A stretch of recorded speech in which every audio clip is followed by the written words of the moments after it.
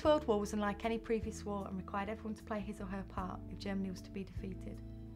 All the resources of the nation had to be mobilised for the war effort. To make sure this happened, the government had to increase its powers and extend the amount of control it had over national life. In many respects, Britain was like a dictatorship during World War I.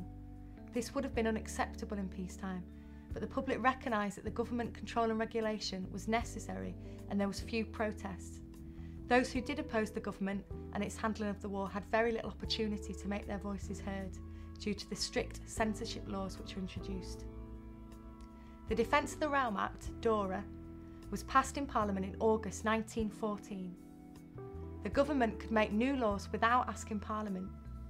The government could impose martial law if required, and railways and docks came under military control. As the war progressed, DORA allowed the government to introduce many other new laws. Special constables were recruited to assist the police and the army. Air raid precautions and blackout regulations were introduced. Vehicles had to be mobilised if there was the threat of a German invasion.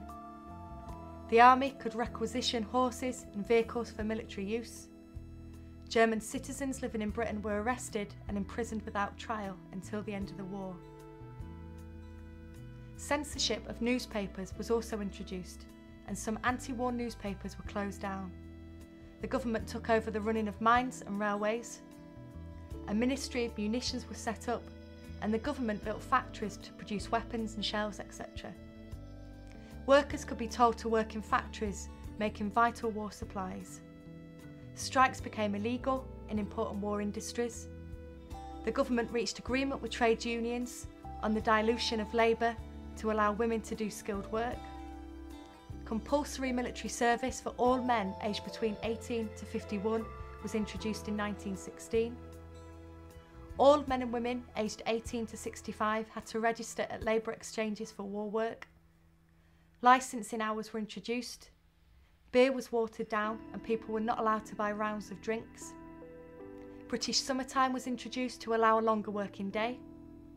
The government took powers to control rents, prices and wages.